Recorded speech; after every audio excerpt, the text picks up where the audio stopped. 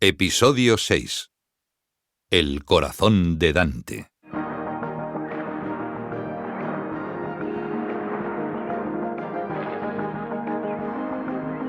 Y a continuación, una noticia que ha trascendido más allá de nuestras fronteras. ¿Será verdad que la vida eterna aguarda a la vuelta de la esquina?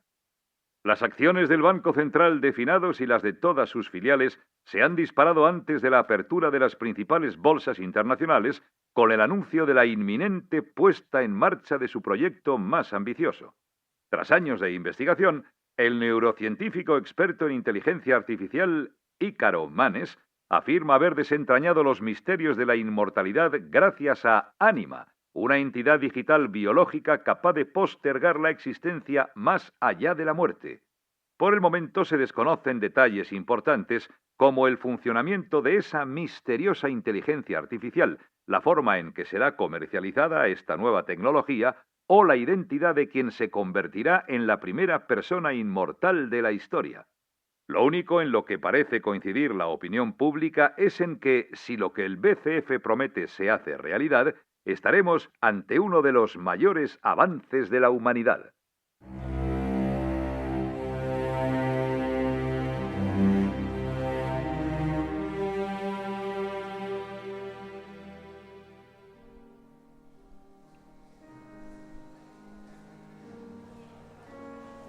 La sala de cristal parece flotar sobre las oscuras aguas de la laguna. La noche y su invisible luna ya reinan en el exterior, y lo único que puede verse allá afuera, al otro lado de los ventanales que unen el suelo con la cúpula que corona la estancia, es la abigarrada y espasmódica contaminación lumínica de la ciudad. Desde que llegó, Elia Melgar se refugia en el rincón menos concurrido, sobre una franja de suelo transparente que le hace sentir que flota en el abismo.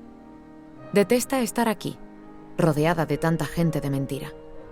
Para ser sincera, últimamente detesta estar en casi cualquier sitio.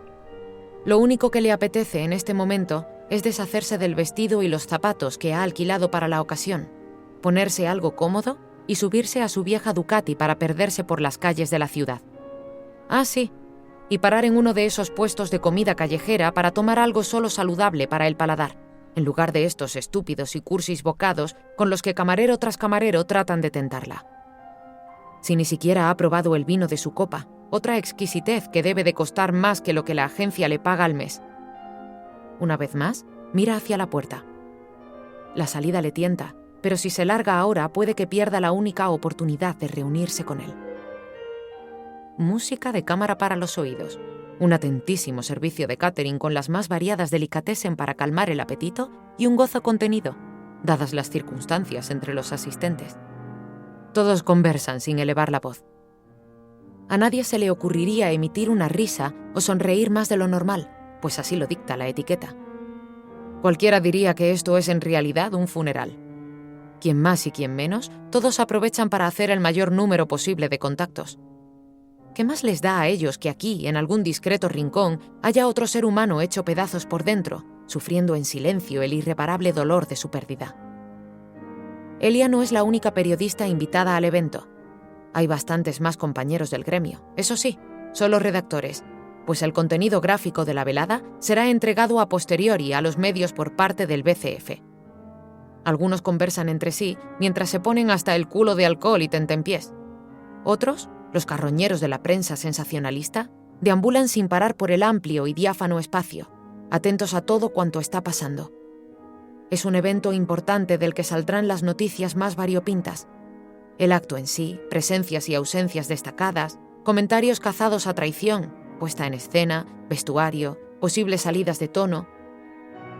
Desde su rincón, la periodista escruta en silencio a los asistentes. Jueces, políticos, empresarios, banqueros, inmaculados sin oficio conocido, artistas, científicos.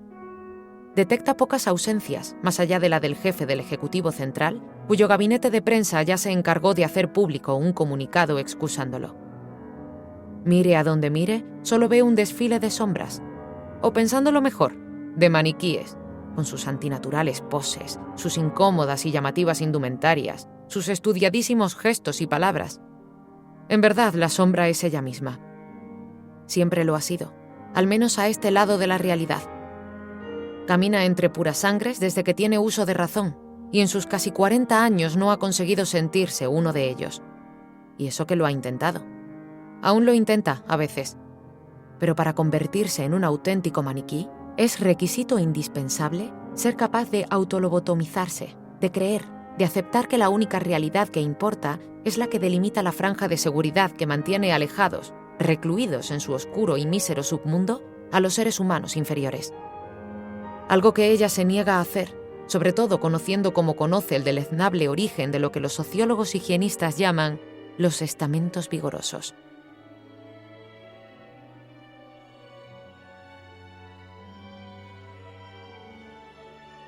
El cuarteto de cuerda interpreta una pieza a la que Elia es incapaz de poner nombre, mientras las relaciones públicas del BCF, los otros carroñeros presentes en el acto, revolotean aquí y allá como elegantes colibríes sin que apenas se note que su único objetivo es cerrar una buena venta.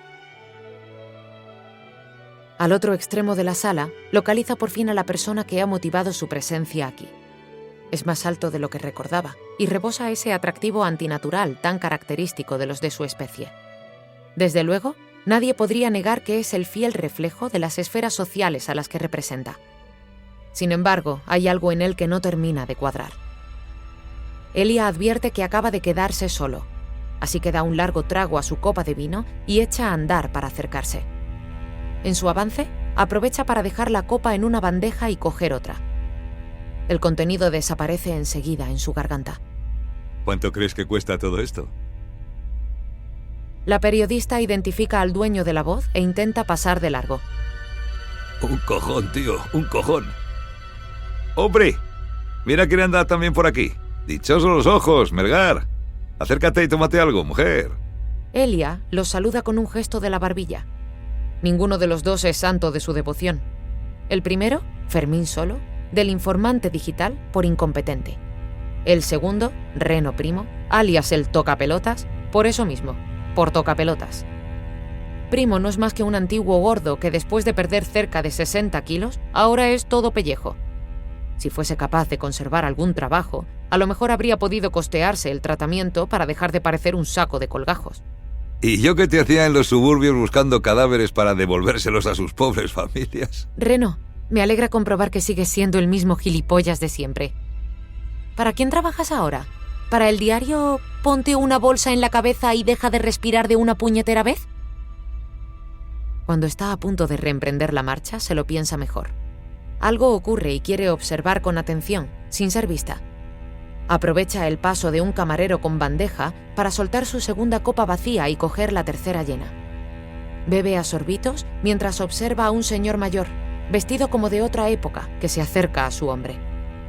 Ambos se saludan con un apretón de manos nada cordial e intercambian unas palabras que a Elia le encantaría poder escuchar. La tensión marca el rostro de su objetivo de un modo palpable, tanto que por un momento la periodista piensa que está a punto de presenciar una golosa escena. Pero todo acaba enseguida con una fría y seca despedida. Elia se plantea en silencio quién es ese hombre que se dirige con paso decidido hacia la salida, segura de haberlo visto antes en algún otro sitio. Vía libre por fin. Pero apenas ha logrado dar unos pasos cuando surge una nueva interrupción. De pronto, la música cesa. Las luces se apagan y la sala de cristal se convierte por unos instantes en un mirador con vistas a la ciudad. Al principio se hace un silencio expectante. Segundos después, Elia escucha murmullos apagados aquí y allá, hasta que un cántico nace en medio de la oscuridad, una intensa y compleja polifonía que se clava al instante como una garra en el alma de todos los presentes. Muchos tratan de localizar el origen de la melodía, misión casi imposible dada la exquisita acústica de la sala. La duda se disipa cuando un haz de luz emerge del suelo y revela en medio de las tinieblas la esbelta figura de lo que parece un cuerpo de mujer. Lleva el rostro cubierto por un largo velo blanco que en su caída se confunde con las vaporosas gasas del largo vestido que la envuelve y que se derrama a su alrededor. Más allá de un levísimo balanceo, el hermoso espectro apenas se mueve de su sitio. Es una dádiva. Elia se pregunta si es real lo que captan sus oídos, si esa voz y esas notas que la acunan con tanta dulzura proceden de verdad de una sola garganta. Pero enseguida lo olvida e irremediablemente cae presa del embrujo. Su respiración se ralentiza, sus músculos se relajan y como hipnotizada siente que su cuerpo se disuelve en la oscuridad y que todo su ser emana en oleadas para ascender, límpida y libremente hacia las estrellas. Cuando se hace de nuevo el silencio y las luces de la sala se encienden, no hay ni rastro del hermoso fantasma. Al igual que el resto de los asistentes, Elia lo busca con ansiedad. ¿Dónde está? ¿A dónde ha ido a parar su mágica melodía? El mutismo se prolonga unos segundos más hasta que un tímido llanto lo quiebra. Luego aplausos. Elia respira muy hondo y retira de su mejilla una gruesa lágrima que había empezado a rodar sin permiso. Le escuecen los ojos por culpa del llanto contenido. Nota el corazón encogido y en su cabeza un tormentoso torbellino de recuerdos y deseos. Piensa en lo que ese hombre ha dicho de una dádiva. Había oído hablar de ellas, las joyas del BCF, pero jamás había presenciado uno de sus cánticos. Presa aún del hechizo, descubre que ahora una enorme esfera palpita en constantes haces de luz en medio de la sala. La periodista sabe lo que es por la nota de prensa que recibió hace varios días en la agencia. Es la reproducción de un conectoma a pleno rendimiento, una de las bases del famoso proyecto Anima que será presentado en sociedad dentro de unos días y del que todo el mundo habla. Elia se pierde unos segundos en lo que le parece una auténtica obra de arte. Casi le cuesta creer que lo que admira son los ecos intelectuales de la persona en cuyo honor celebran el funeral. ¿Es este el secreto de la vida eterna? ¿De la no vida, más bien? Mientras la mayoría de los asistentes permanecen obnubilados ante la nueva atracción, Elia aprovecha para dirigirse de nuevo hacia su objetivo, que cada vez parece más ajeno a cuanto acontece a su alrededor. Cuando apenas le quedan unos metros, él se embara al verla, pero disimula mientras atiende a una señora que le habla con rostro cari acontecido. Para su sorpresa, es él quien se acerca cuando despide a la mujer. Hoy no voy a hacer ninguna declaración.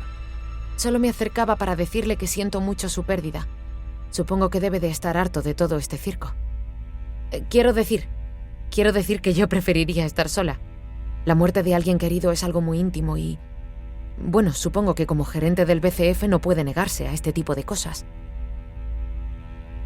Dante no responde enseguida, pero algo en él ha cambiado. De pronto, pese al halo de desconfianza que aún lo envuelve, mira a la periodista de un modo distinto. Gracias. No añade nada más. Su mirada se pierde más allá de su interlocutora, más allá de la palpitante esfera, más allá de las paredes de cristal. Si Elia pudiera escuchar en este momento sus pensamientos, sabría que el agradecimiento es sincero. Hasta ahora, ninguno de los presentes se ha preocupado de verdad por saber cómo se siente. Nadie se ha planteado ni por un segundo que lo último que querría hacer después de la muerte de Mel es convertir su despedida en una feria comercial. La sala de cristal, el completo servicio de catering, las flores, el cuarteto de cuerda, la actuación de la dádiva, la exposición del conectoma y todo lo que aún le queda por soportar. Todo ello no es más que lo que en el BCF llaman el paquete platino, cuyos servicios pueden contratarse íntegros o por separado, en función de la capacidad económica y las inclinaciones a la ostentación de la familia. Dante, como gerente del Banco Central de Finados y máximo representante del negocio de la muerte y los derechos del doliente, está obligado por contrato a exhibir sus pérdidas. No es negociable, va con el cargo. Un detalle que ni se cuestionó cuando hace años se presentó como aspirante al puesto. En aquella época, Mel y él estaban recién casados y rebosaban juventud y salud. ¿Quién iba a pensar que no llegarían juntos a viejos? Por suerte, sí que tiene derecho a algo, a sublimar a sus seres queridos en la intimidad. Por eso toda esta pantomima se celebra aquí, en la sala de cristal, lejos del lugar donde Dante ya ha dicho adiós al amor de su vida. La periodista observa al gerente dubitativa. Parece agotado y muy afectado, tanto que no puede evitar simpatizar con él, contagiarse de su dolor. Aunque Bego no esté muerta, al menos que ella sepa, su ausencia ha dejado un agujero negro en el centro de su alma que en este momento, como en tantos otros, amenaza con devorarlo todo a su alrededor. Por un instante, se plantea si debería marcharse e intentarlo en otra ocasión, pero es precisamente su propia herida la que la obliga a quedarse. Necesito hablar con usted. Es importante. Llame mañana a mi despacho y concierte una cita. Ambos sabemos que esa pitbull que tiene por secretaria va a seguir dándome largas.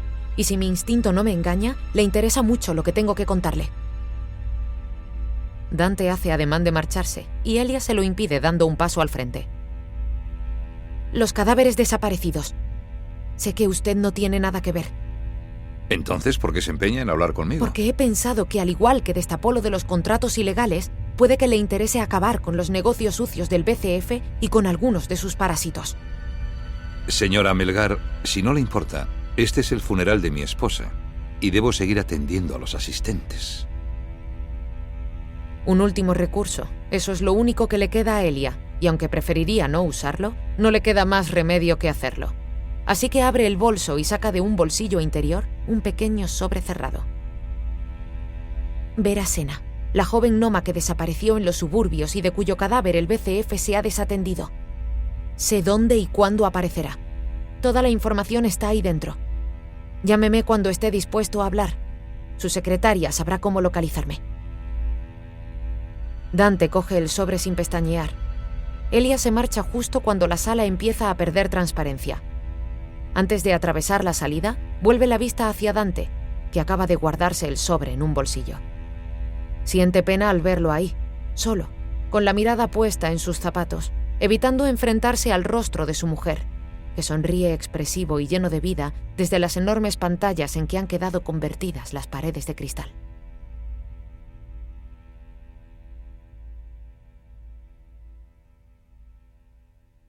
Hola, hola, mis chiquitinas.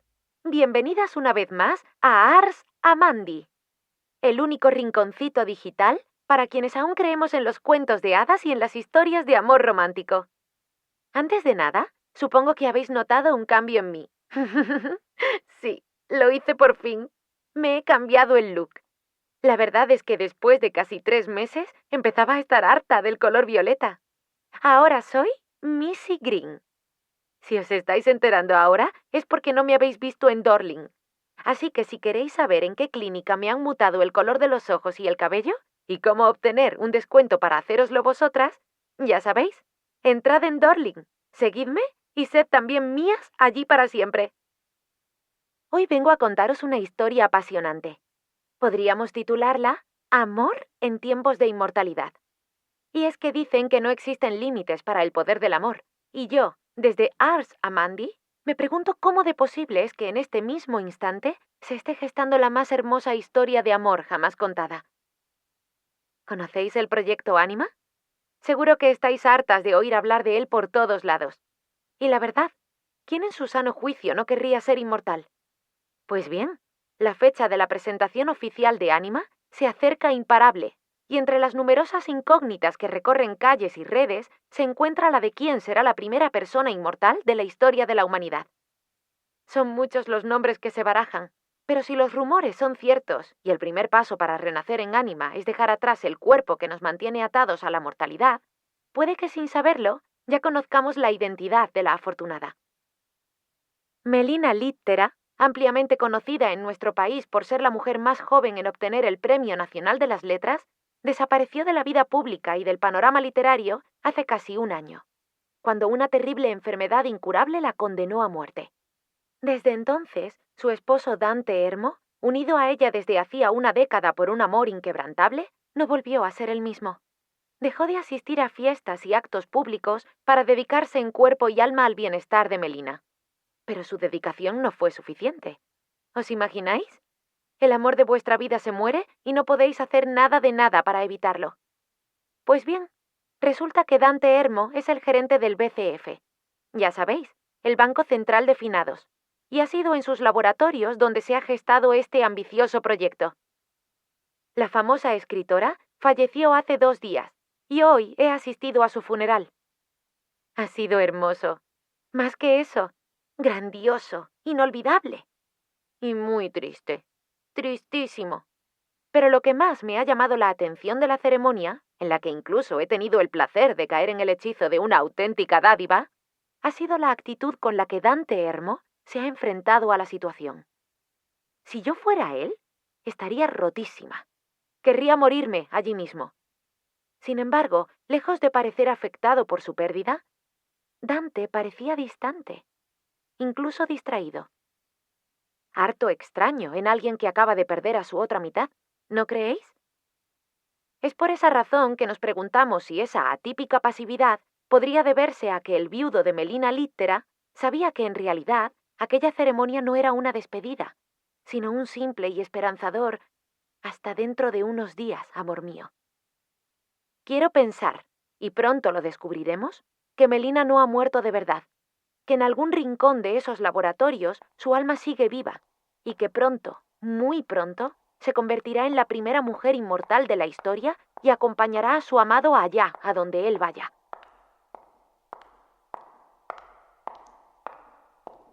Son las 11 de la noche y Dante aún sigue en su despacho, incapaz de regresar a casa, tratando de encontrar desesperadamente algo que lo distraiga lo suficiente como para olvidar, aunque solo sean unos minutos, su lacerante pérdida. Todavía estás aquí. Vete a casa a descansar. Renata. Estoy bien, tranquila. No he preguntado cómo te encuentras, por lo que de tu respuesta deduzco que no estás bien. Definitivamente no lo estás. Dante, necesitas descansar. Estos días han sido muy duros para ti. Y vuelve a casa y descansa. Pasa unos días tranquilo y cuando estés preparado regresa. Yo te mantendré informado si ocurre algo importante. No puedo hacerlo. ¿Cómo que no puedes hacerlo?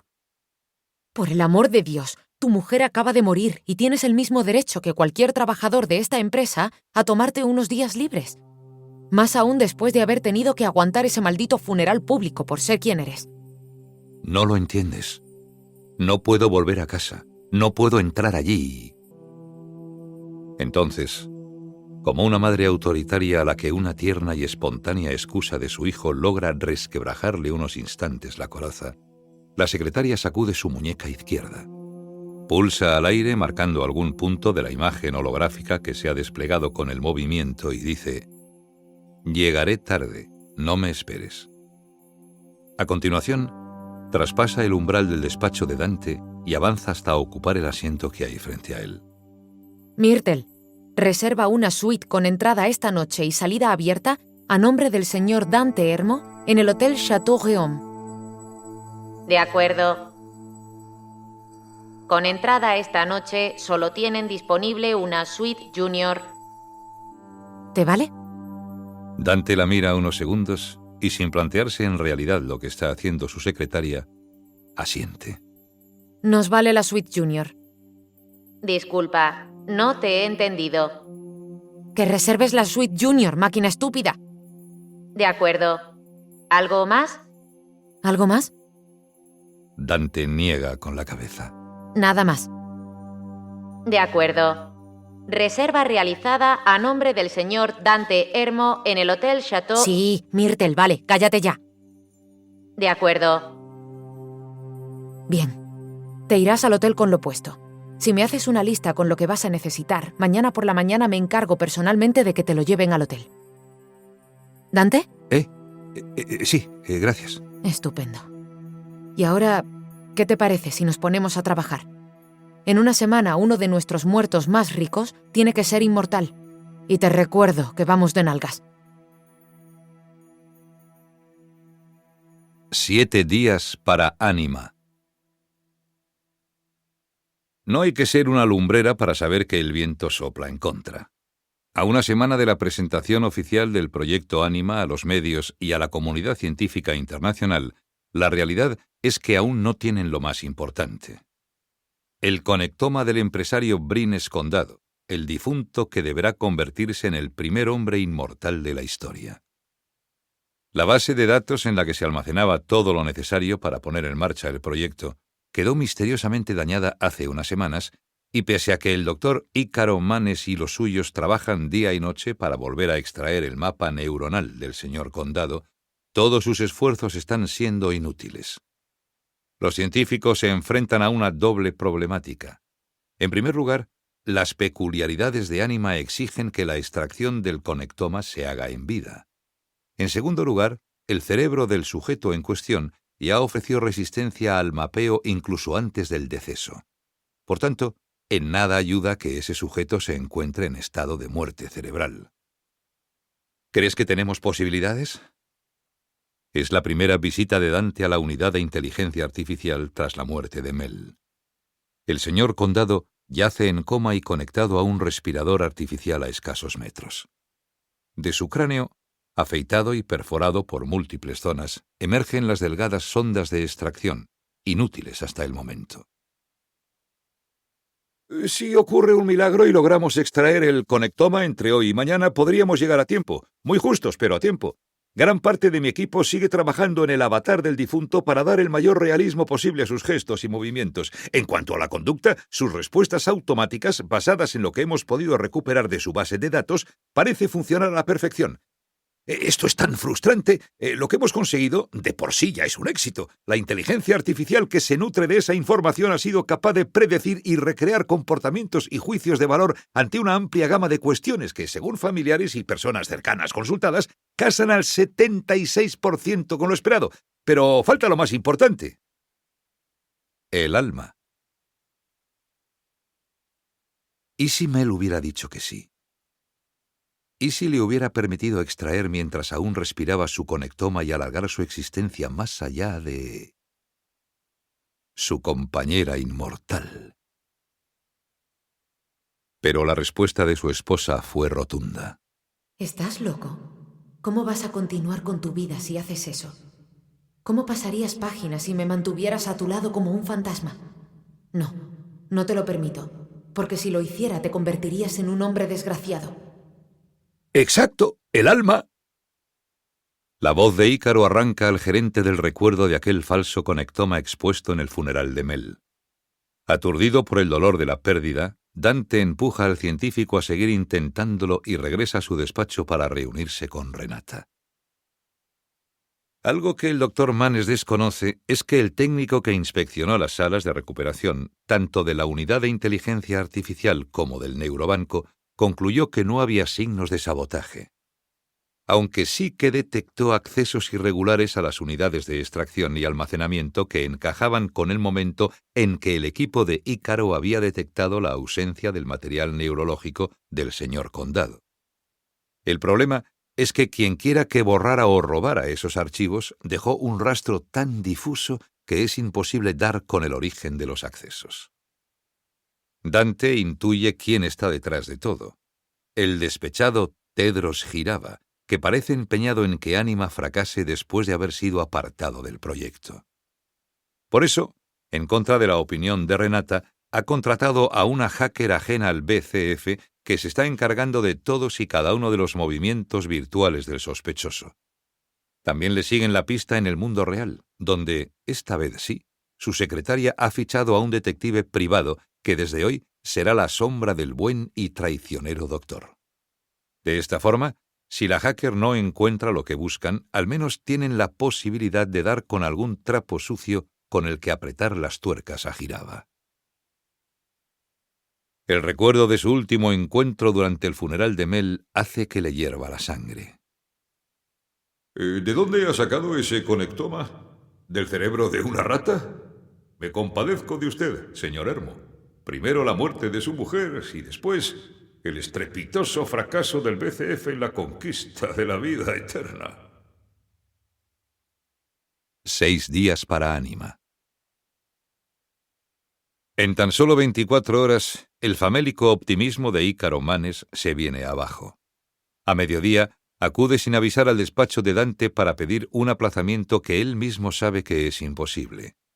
El departamento de prensa del banco ya ha anunciado a bombo y platillo la presentación de su proyecto más impactante de los últimos años. Además, la familia Condado lo ha dejado bien claro. Si el BCF no cumple con los plazos, tendrá que devolver la inversión más los intereses generados y una indemnización millonaria por los daños ocasionados a la familia y a la imagen pública del difunto. Como alternativa, el gerente elabora junto a Renata y a Ícaro un plan B.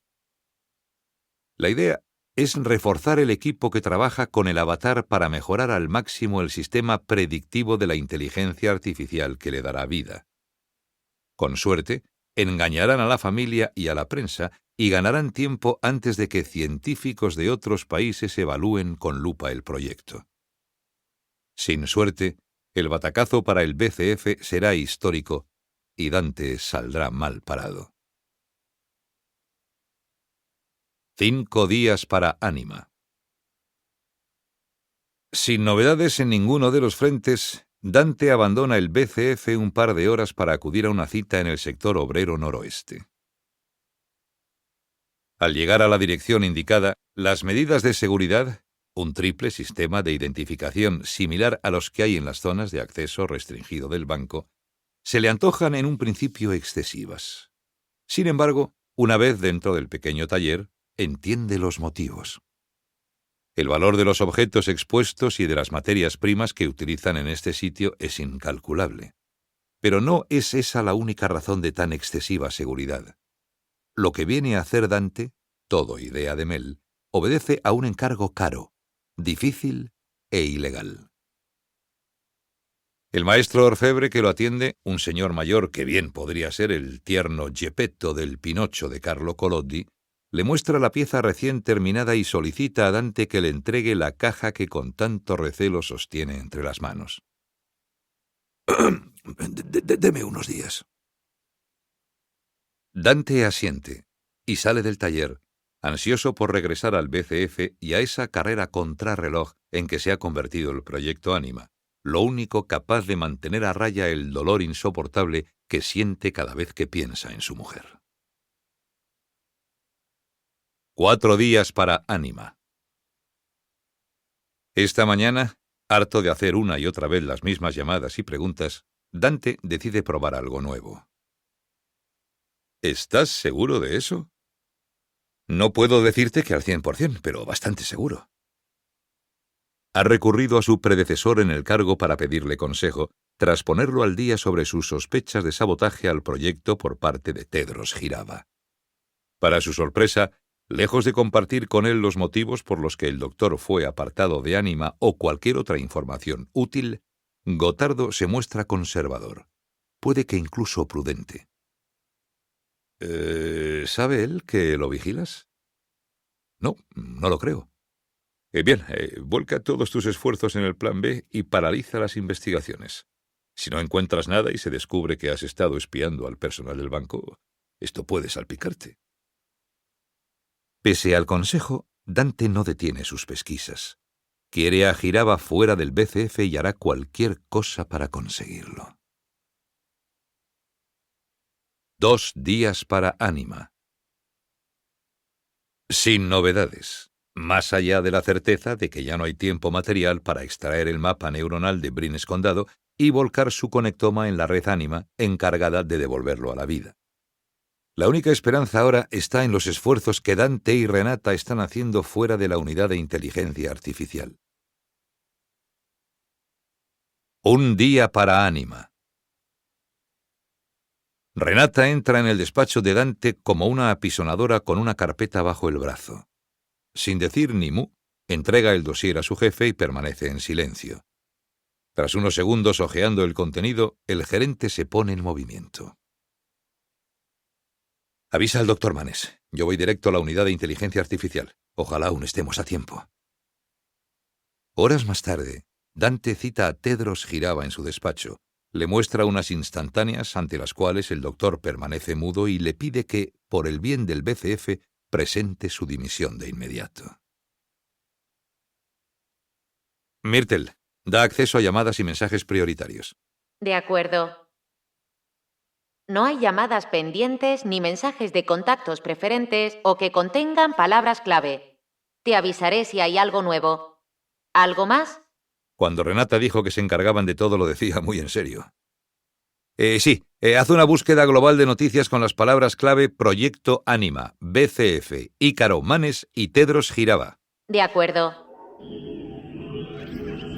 El mayor avance en el campo de la El inteligencia proyecto artificial Anima, logrado un hasta el portal momento. directo a la vida Brines eterna. Condado se convierte en el primer ser humano Vivir inmortal. más allá de la muerte ahora es posible gracias al doctor Novatex y Ícaro Grantex Manes y a su experimentan subidas proyecto históricas Anima. en bolsa después de que Brines Condado, su Un difunto avance gerente, tecnológico se haya digno del convertido en Nobel el de primer Ciencia. hombre que trasciende a la muerte Jo, gracias tío, al y proyecto resulta que le Anima. han sacado toda la información del cerebro y lo han metido en una máquina.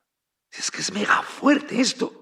Yo estaba allí porque resulta que mis papis eran súper amigos del muerto y, os lo juro, casi me cago del susto. Resulta que justo después de la sublimación aparece Brines. Aparece, ya sabéis, no de verdad, sino de mentira, en un holograma. Y va y se pone a hablar con todos como si en verdad no estuviera muerto. Es que es increíble, increíble.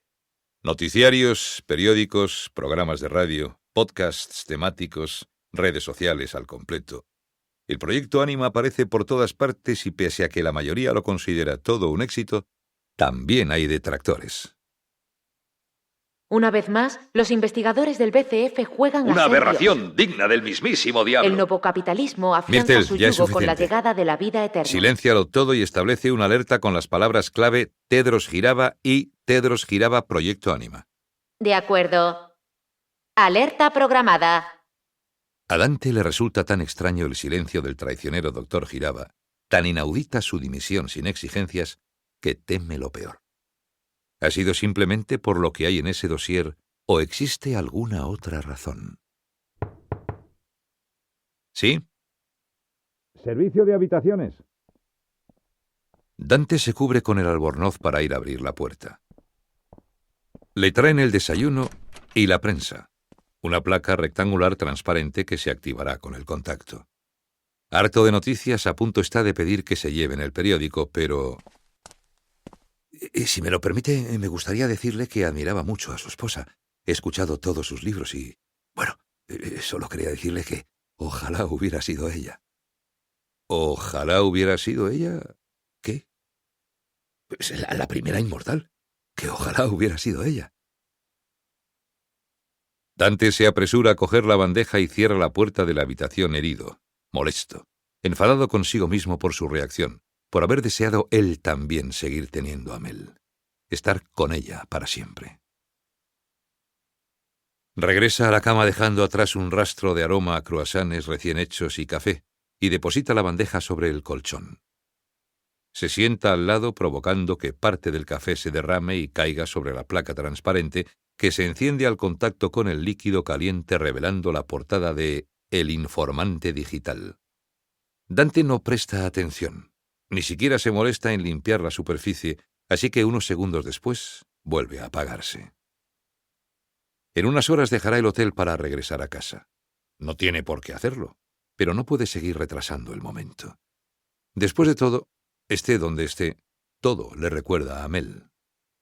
El camarero del hotel, los homenajes en centros culturales y bibliotecas virtuales, las constantes llamadas de periodistas que quieren conocer cómo fueron los últimos momentos de su esposa, las presiones de su agente, y editores que insisten en saber si Mel dejó algo pendiente de publicar, que proponen que alguien, a ser preferible él, escriba sus memorias o que necesitan su firma para no sabe qué reediciones de sus obras. Dante sacude la cabeza e intenta concentrarse en el desayuno. Es extraño, pero esta mañana, por primera vez en días, siente algo parecido al hambre. Puede que solo se trate de ansiedad. Sea como fuere, destapa las pequeñas bandejas y se echa a la boca un bollo de leche mientras se sirve un café. Un apetito inusitado se desata en su interior y tras terminar con el bollo, se lanza por los croissants. Le siguen el zumo de arándanos, el pan y los huevos revueltos. Cuando quedan 2 tristes pedazos de queso brie y un par de rebanadas de pan de cereales, se deja caer en el cabecero de la cama y sin querer roza la lámina transparente que se activa con el contacto. De nuevo, la portada de El Informante Digital le da la bienvenida y esta vez algo capta su atención. Dante lee el titular y el resumen de la noticia. El BCF libre de sospecha. El cuerpo de la joven Vera Sena fue localizado ayer a última hora de la tarde por la Guardia Nacional en un crematorio clandestino instantes antes de su incineración. Se desconocen aún las causas del fallecimiento, aunque fuentes cercanas a la investigación apuntan a una muerte violenta. La familia de la joven, que culpaba al BCF de la desaparición del cadáver, ha pedido perdón públicamente por las acusaciones vertidas contra la institución y ruega a las autoridades que encuentren cuanto antes al responsable de tan trágica muerte. La incineradora ilegal procederá a ser desmantelada en los próximos días y su dueño, que por el momento niega cualquier relación con la muerte de Vera, ya ha pasado a disposición judicial. Cuando acaba, busca la página correspondiente en el índice táctil para enterarse de los detalles y a continuación se dirige al armario donde sigue colgada la ropa que llevaba puesta en el funeral de Mel. Mete la mano en el bolsillo de la chaqueta, coge el sobre que Elia Melgar le entregó y lee la nota que hay en el interior. Los datos casan. Por increíble que parezca, todo coincide. Las palabras que la periodista le dijo entonces resuenan ahora en la cabeza de Dante. Vera Sena, la joven Noma que desapareció en los suburbios y de cuyo cadáver el BCF se ha desentendido. Sé dónde y cuándo aparecerá.